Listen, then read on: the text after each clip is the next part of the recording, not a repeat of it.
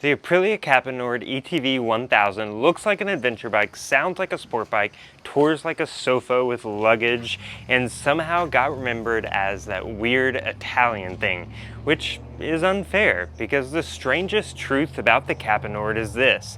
It wasn't too strange to succeed. It actually may have been too normal to become legendary. And by the end of this video, you'll see why that makes it one of the most interesting used adventure bikes that nobody's talking about. The Aprilia Caponord ETV 1000 arrived in the early 2000s, right when big adventure bikes were starting to become less mud-splattered adventure tools and more comfortable continent crossing motorcycles. It used a 998cc Rotax-built 60-degree V-twin related to the rest of Aprilia's bikes. It was retuned for touring duty rather than racetrack violence. Period reviews commonly quoted around 98 horsepower and 72 pounds-feet of torque, which was serious business for a big upright motorcycle of the time. But here's the thing. The Caponord had the engine, the chassis pedigree, and the comfort, the character, and the weird Italian charm. So why didn't it become a cult hero on the level that the BMW GS or the Ducati Multistrada or even the later KTM Adventure bikes?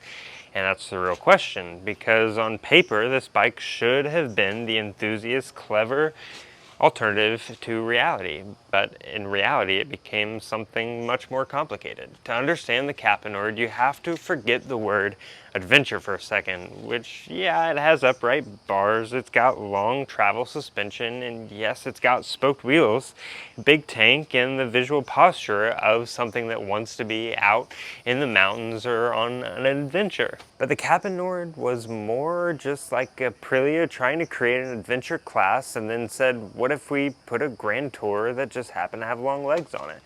And that kind of changes everything, because if you judge it as a hardcore off-road machine, it feels heavy, soft, and a bit too polished, but judge it as a fast, comfortable, all-road sport tourer, and suddenly the whole thing clicks with it.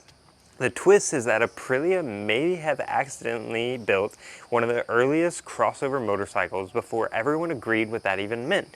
And that brings us to the reputation problem. The Caponord has always lived under three shadows. First, it's Italian, which people immediately expect drama, not character, drama. Second, it's rare, which every conversation about ownership that eventually turns into parts availability forms wisdom and whether you're actually willing to wrench on it. Third, and most damaging, is that it wasn't outrageous enough. Ducati could be forgiven for being needy because it was sexy. KTM could be forgiven because it was intense, because it was aggressive. BMW could be forgiven for being expensive because it was kind of the correct answer.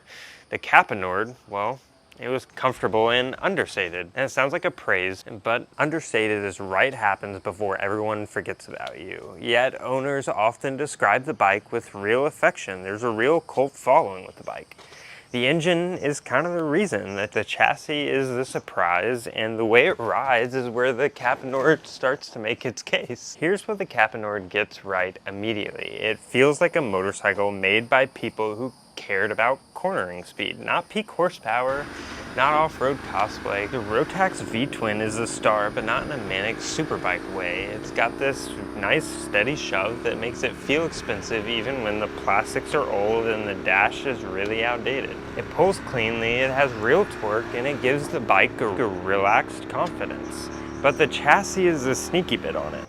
Aprilia came from racing even when they were building this, something upright. They couldn't help themselves. The Caponord has a planted, stable, accurate feel that makes it more enjoyable on fast back roads than its adventure bike's title suggests. Reviews from the period praise its precise and stable chassis while noting that high-speed sweepers can reveal a little weave. And that's the Caponord personality in one sentence. Surprisingly sharp, but still a tall, softly suspended touring bike.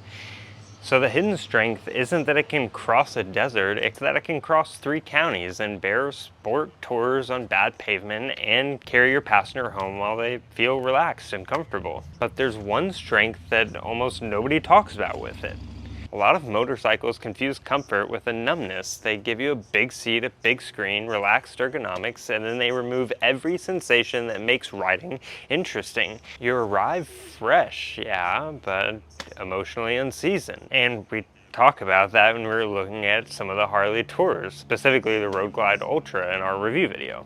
It just feels like an easy tour, and the Caponord doesn't do it. It's roomy, the passenger accommodations are generous, the fuel tank is large, which fits the bike's long distance intent. But it still has a real engine pulse, real steering feedback, and a real personality to it. And all that is a rare combination. This is a kind of bike that makes sense after the first 2 hours, not the first 2 minutes. Around town, it can feel tall and slightly awkward in a parking lot. It reminds you that gravity actually still exists. But once the road opens, the Caponord starts doing the thing great used bikes do.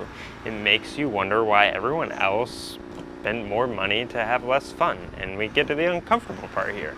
The Caponord is lovable, but it's not effortless. The big ignored trade-off isn't the ride itself, it's the ownership ecosystem. The engine itself has a strong reputation. Rotax V-twin from this era are pretty respected for durability, and the Caponord benefits from that foundation. But behind that, owners and used bike guides frequently discuss electrical issues, charging system concerns, coil connectors, and the general reality of maintaining a relatively uncommon Italian adventure tourer from the early 2000s. Now, I'm not saying don't buy one. It means don't buy one like you're buying a Honda motorcycle.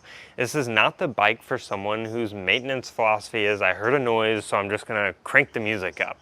You need to check the service history, whether common weak points have been addressed, and you need to be comfortable with forms, part hunting, and the occasional wrenching on your bike. And the irony is beautiful. The Caponord's real adventure isn't gonna be riding across Mongolia. It's gonna be convincing yourself that a 20-year-old Aprilia is a sensible financial decision. But for the right buyer, that might actually be true. The Caponord makes the most sense for a very specific rider.